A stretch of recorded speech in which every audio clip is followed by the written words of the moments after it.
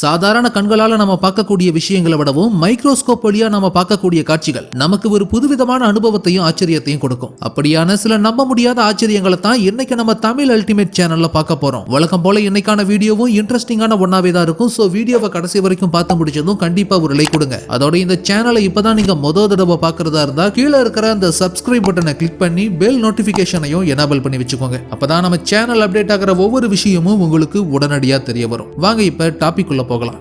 Smart போன்ல earphone, speaker, plug பாயிண்ட்னு நம்மளோட கைகள் படாத இடம்னு சொல்லி எதுவுமே இருக்காது. வெளியிருந்து பாக்குறப்போ நம்ம போன் கிளீனா இருக்கிற மாதிரியே தெரிஞ்சாலும் அதோட ஒவ்வொரு இடத்தையும் நல்லா ஜூம் பண்ணி பாத்தீங்கன்னா அங்க எவ்வளவு அழுக்கு தேங்கி இருக்குங்கிறத நல்லாவே பார்க்க முடியும்.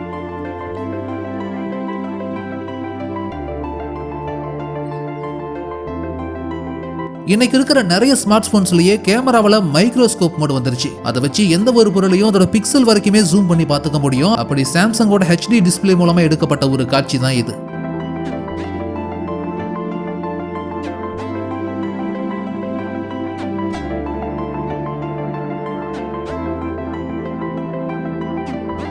நாம எல்லாருமே ஷார்ப்னரை வச்சு பென்சில் சீவிருப்போம். ஆனா அதை இப்படி ரொம்ப க்ளோஸ் அப்ல பார்த்திருக்க மாட்டோம்.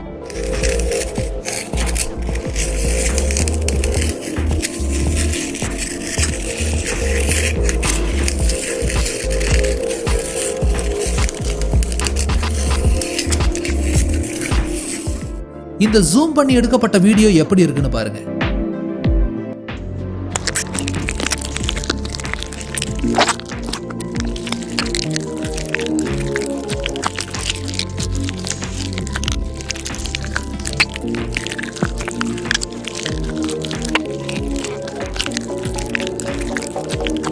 இது எந்த ஒரு பூச்சியோட கூடோ இல்ல முட்டையோன்னு சரியா தெரியல. ஆனா அதை இப்படி பிரிச்சு பார்க்கும்போது உள்ள நூத்துக்கணக்கான பூச்சிகள் இருந்திருக்கு.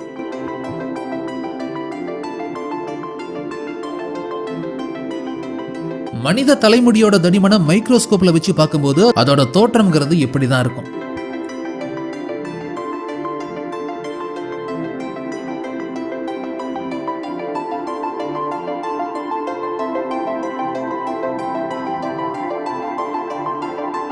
எவர் சில்வர் ஸ்பூனை ஜூம் பண்ணி பார்க்கும்போது அதோட தோற்றம் எப்படி இருக்குன்னு பாருங்க.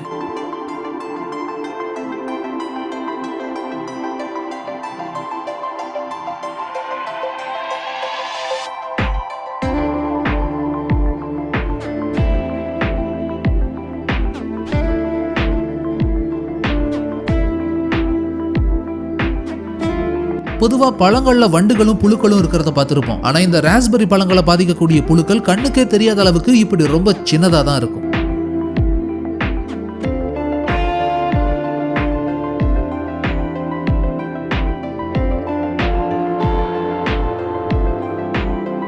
சந்தோஷம், துக்கம், கவலைன்னு மனுஷனோட மனநிலை எதுவா இருந்தாலும் அதை பிரதிபலிக்க முதல்ல வெளியே வர்றது கண்ணீர் தான். ஆனா அந்த கண்ணீர் துளிய மைக்ரோஸ்கோப் வழியா பார்க்கும்போது அது எப்படி இருக்குன்னு பாருங்க.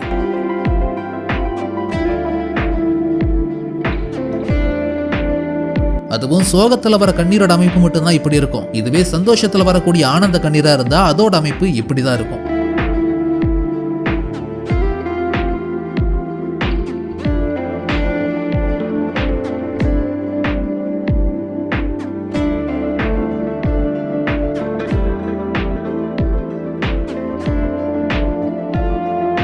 இந்த பூமியில நம்ம தினமும் பார்க்கிற செடி, கொடிகள், இலைகள், பழங்கள், பூக்கள், உயரமான மலைகள்னு எதை பார்க்கும் போதும் இயற்கையை விடவும் ஒரு பெஸ்டான ஆர்டிஸ்ட் இல்லைன்னு தான் தோணும். அது கண்ணுக்கு தெரிஞ்சு நம்ம பார்க்கக்கூடிய விஷயங்களை மட்டுமல்ல, கண்ணுக்கே தெரியாத விஷயங்களையுமே இயற்கை தன்னோட கைவண்ணத்தை காட்டியிருக்கும். அப்படித்தான் இங்க உறைஞ்சு போன பனிக்கட்டியை கொண்டு வந்து மைக்ரோஸ்கோப் அடியில் வச்சு பார்க்கும்போது அது என்ன மாதிரியான ஒரு தோற்றத்தில் இருக்குன்னு பாருங்க. உங்களால நம்பவே முடியாது. அந்த அளவுக்கு அற்புதமான ஒன்னாவே இருக்கும்.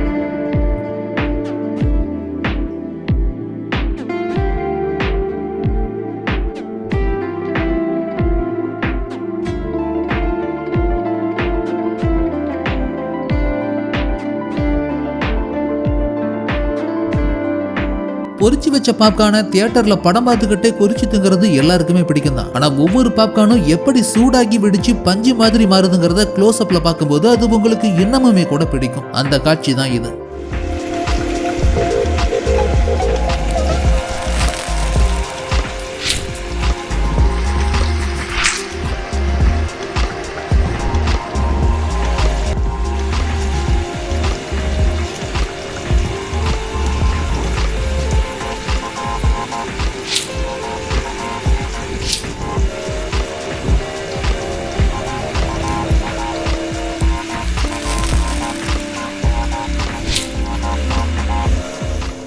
கண்ணுக்கே தெரியாத நுண்ணுயிர்கள் நம்ம வாழக்கூடிய நிலப்பகுதிகளில் மட்டும் இல்ல, கடலோட ஆழமான டீப் வாட்டர் ஏரியாஸ்லயுமே கூட வாழக்கூடிய ஒன்னா தான் இருக்கும். அதுல சில வகை நுண்ணுயிர்கள் தான் இதெல்லாம்.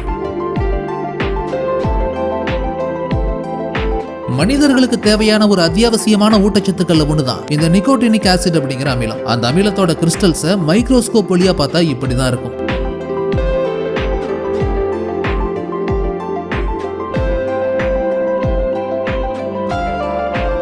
இந்த உலகத்துல நம்ம கண்ணால பாக்குற விலங்குகள், பறவைகள்னு மட்டும் இல்ல, நம்ம கண்ணுக்கே தெரியாத பல நூறு கோடி நுண்ணுயிர்கள் கூட நம்மளை சுத்தி வாழ்ந்துகிட்டே தான் இருக்கும். அதுல ஒண்ணுதான் நம்ம உபயோகப்படுத்துற பெட் கவர்ஸ்ல வளரக்கூடிய இந்த டஸ்ட் மைட்ஸ். பெட்ஷீட்னு மட்டும் இல்ல, நம்ம வீட்டோட பல இடங்கள்லயும் கண்ணுக்கே தெரியாம இது வளர்ந்துகிட்டு தான் இருக்கும். மைக்ரோஸ்கோப் வழியா மட்டும் தான் இதை பார்க்கவே முடியும்.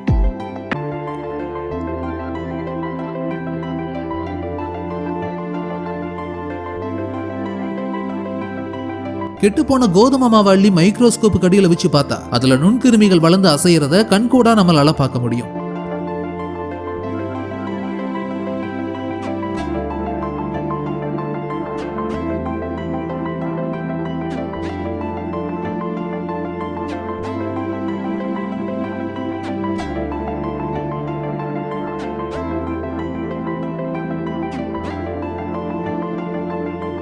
இந்த காட்சியை நீங்க முதல் தடவை பார்க்கும்போது ஏதோ ஸ்டார் வார்ஸ் படத்துல வர ஸ்பெஷல் எஃபெக்ட் மாதிரி தான் தோணவே செய்யும். ஆனா இது உண்மையில்ல, இமயமலை பகுதியில இருந்து கிடைக்கிற ஒரு வகை தாது உப்பு தான் இது. அந்த உப்பை மைக்ரோஸ்கோப் வழியா பார்க்கும்போது ஏதோ எகிப்து பிரமிடுகளை வானத்துல இருந்து பார்த்தா எப்படி இருக்குமோ அப்படி ஒரு தோற்றத்துல தான் இருக்கும். மைக்ரோஸ்கோப் வழியா நம்ம பார்க்கக்கூடிய விஷயங்கள் மட்டுமல்ல, கேமரா மூலமா க்ளோஸ் அப்ல ஜூம் பண்ணி பார்க்கக்கூடிய சில விஷயங்களுமே நமக்கு ஆச்சரியத்தை தரக்கூடிய ஒன்னா தான் இருக்கும். இங்க இரும்பு ஸ்ப்ரிங் ஒன்ன கட்டிங் பிளேட் வச்சு கட் பண்ணும்போது அது வெட்டப்படுற ஷேப் எப்படி இருக்குன்னு பாருங்க. கூடவே அதனால உருவாக்கக்கூடிய சவுண்டும் வித்தியாசமான ஒன்னா தான் இருந்திருக்கு.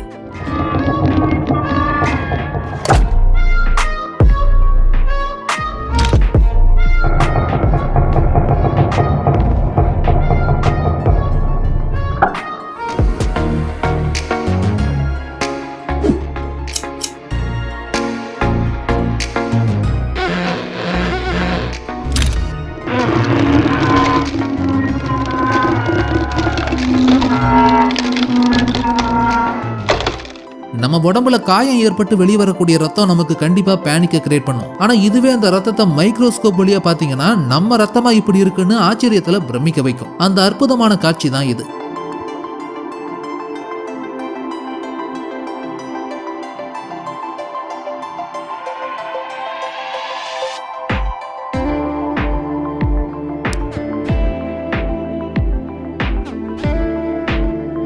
நம்ம பற்கள்ல உருவாகிற ஒரு வகையான ஒட்டுண்ணி பாக்டீரியா தான் இந்த டென்டல் பிளேக். பல் ஈறுகளை ஒட்டியும் எனாமல் பகுதி அரிக்கிற இந்த கிருமிகள் தான் கேவிட்டி உள்ளிட்ட பல் சார்ந்த பிரச்சனைகளுக்கு முக்கியமான காரணமாகவும் இருக்கு. அப்படிப்பட்ட இதுங்களை மைக்ரோஸ்கோப் வழியா பார்த்தா அதோட தோற்றம் இப்படிதான் இருக்கும்.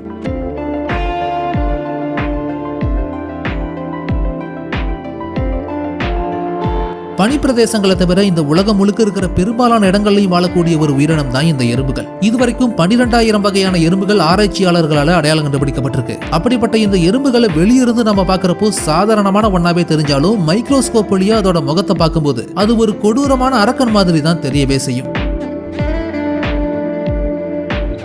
இந்த உலகத்துல இருக்கிற எல்லா விதமான மக்களாலையும் சமையலுக்கு பயன்படுத்துற பொதுவான பழங்கள்ல ஒண்ணுதான் இந்த தக்காளி பழங்கள். சதைப்பற்றோடையும் அதிக விதைகளோடையும் காய்க்கிற இந்த பழங்களை 17ஆம் நூற்றாண்டுகள்ல ஒரு பாய்சனஸ் ஆப்பிள்னு சொல்லி இதுதான் சில உடல் பிரச்சனைகளுக்கும் நோய்களுக்கும் காரணம்னு சொல்லி ஒரு கதையை கட்டிவிட்டு ஐரோப்பாவோட சில இடங்கள்ல இந்த தக்காளியை பொதுமக்கள் பயன்படுத்த தடையும் விதிச்சிருந்தாங்க. ஆனா மக்கள் நோய்வாய்ப்பட்டது தக்காளியினால இல்ல, உணவுப் பொருட்களை வச்சு சாப்பிட பயன்படுத்துற பியூட்டர்ங்கிற பிளேட்ல அதிகமா ஈயம் பூசப்பட்டு அதோட வேதிப்பொருள் வாயில போனதுனாலதான் வாந்தி பேதியானதுங்கிறது தெரிய வந்ததுக்கு அப்புறம் தான் இந்த தக்காளியை எந்த விதமான பயமும் இல்லாம பயன்படுத்தவே ஆரம்பிச்சிருக்காங்க இந்த ஐரோப்பியர்கள். அப்படிப்பட்ட இந்த சிவப்பான தக்காளி பழங்களை மைக்ரோஸ்கோப் வழியா பாத்தீங்கன்னா அதோட சர்ஃபேஸ் ஏரியாங்கிறது மஞ்சள் நிறத்துல இந்த மாதிரி தான் தெரியவே செய்யும்.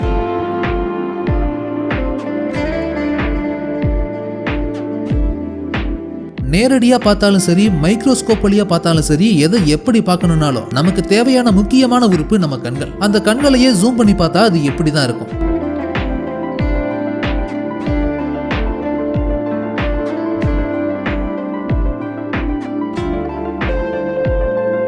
டாக்டர் நமக்கு ஒரு இன்ஜெக்ஷன் எடுத்து குத்துறப்போ அது ஏற்படுத்துற தொலைங்கிறது இப்படிதான் இருக்கும்.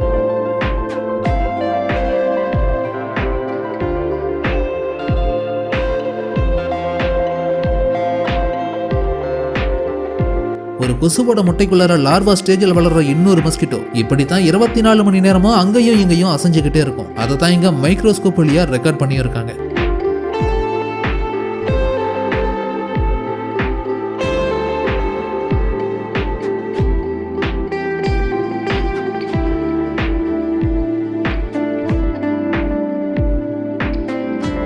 இங்க என்ன நடக்குதுன்னு பாருங்க.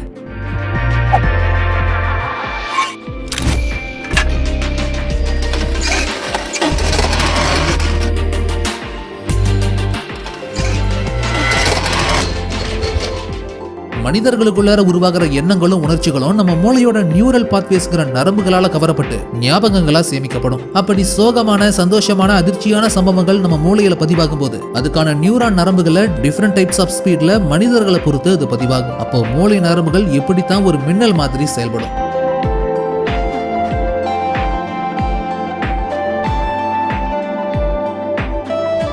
பொதுவா தாவரங்களுக்கான இனப்பெருக்கம்ங்கிறது பூச்சிகளோட உதவியோட மகரந்த சேர்க்கைங்கிற ஒரு விஷயம் நடந்து அதுக்கப்புறம் தாவர இனங்கள் பரவி வளர ஆரம்பிக்கும். ஆனா ஃபிக் ஃப்ரூட்டுங்கிற இந்த அத்தி பழத்தை பொறுத்த வரைக்கும் அந்த தாவரத்துக்கான மகரந்த சேர்க்கை நடக்கிறப்போ அதுக்கு காரணமான பூச்சி நெமாட்டோட்ஸ்ங்கிற உருளை புழு வகையை சேர்ந்த ஒரு ஒட்டுண்ணியமும் கொண்டு வந்து அந்த தாவரத்துல சேர்த்து விட்டுரும். இதனால அந்த தாவரம் வளர்ந்து பழங்களை கொடுத்தாலுமே அதுல பெருகி வளர நெமாட்டோட்ஸ்ங்கிற உருளை புழுக்கள் அந்த மொத்த பழத்தையுமே சொத்தையாக்கி விட்டுரும். அத்தி பழத்தை புட்டு பார்த்தா அத்தனையும் சொத்தனை சொல்லி நம்ம ஊர் பக்கம் பேச்சு வழக்குல இப்படி சொல்றத கூட நீங்க கேள்விப்பட்டிருக்கலாம். சோ அப்படிப்பட்ட அந்த அத்திப்பழத்தை புட்டு மைக்ரோஸ்கோப் வழியா பாத்தீங்கன்னா அந்த ஒட்டுண்ணியான உருளை புழுக்கள் உள்ள நெளியறத நல்லாவே பார்க்க முடியும்.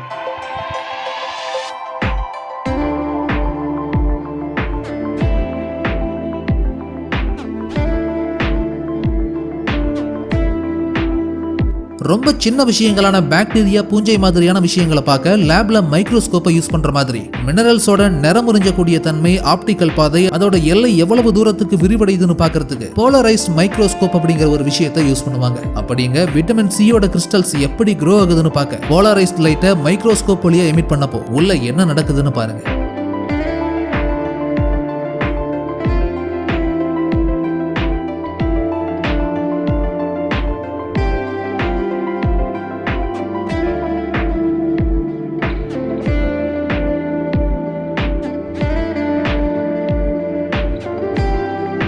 ஒரு பிளாஸ்டிக்காலான பால் பாயிண்ட் பேனாவை செங்குத்தா நிக்க வச்சு அது மேல வெப்பத்தை படர விட்டு அது நல்லா இலக வச்சதும் அதை திருக்கி பார்த்தா அது எப்படி வளையுதுன்னு பாருங்க.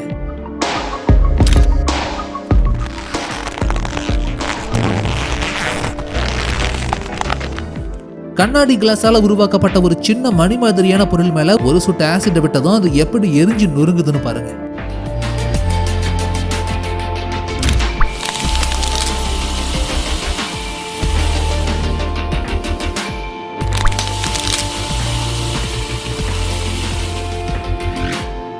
நம்ம உடம்புல எங்கேயாவது காயம் ஏற்பட்டுச்சுன்னா அந்த புண்ணு இருக்கிற இடத்த மைக்ரோஸ்கோப் வழியா பார்த்தா அதுல இப்படித்தான் பாக்டீரியாக்கள் அங்கேயும் இங்கேயும் ஓடிக்கிட்டு இருக்கும். அப்படி இருக்கிறப்போ ஒரு சொட்டு ஹைட்ரஜன் பெராக்சைடை அந்த இடத்துல விட்டா பாக்டீரியாவும் அதனால பாதிக்கப்பட்ட நம்ம செல்களும் டெஸ்ட்ராய் ஆகிறத பார்க்க முடியும்.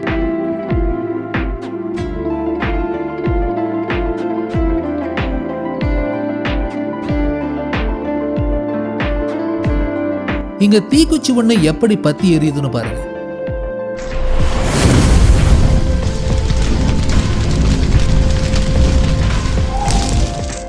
ஒரு மெழுகுத்திரிய பத்த வச்சு க்ளோஸ் அப்ல பார்த்தா அது இப்படி தான் இருக்கும்.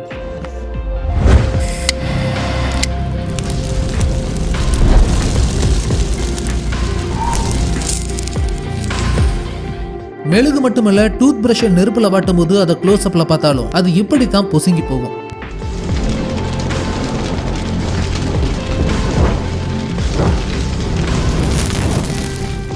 பாக்கெட்ல அடைச்சி விற்கிற காரம் மற்றும் இனிப்பான ஸ்நாக்ஸை நெருப்பால சுடும்போது இங்க என்ன நடக்குதுன்னு பாருங்க.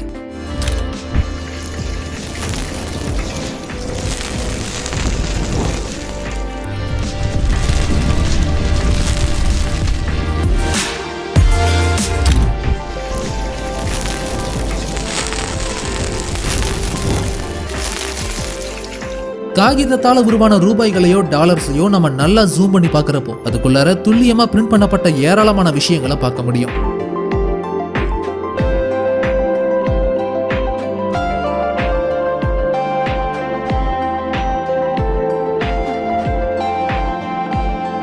ஃபைனலி இந்த வீடியோ உங்களுக்கு பிடிச்சிருந்ததுன்னா லைக் பண்ணுங்க, கமெண்ட் பண்ணுங்க, ஷேர் பண்ணுங்க. அதோட இந்த வீடியோ உங்களுக்கு இன்ட்ரெஸ்டிங்கான ஒன்னாவும் இன்ஃபர்மேட்டிவான ஒன்னாவும் இருந்ததுன்னு நினைச்சீங்கன்னா கண்டிப்பா நம்ம தமிழ் அல்டிமேட் சேனலை சப்ஸ்கிரைப் பண்ணுங்க.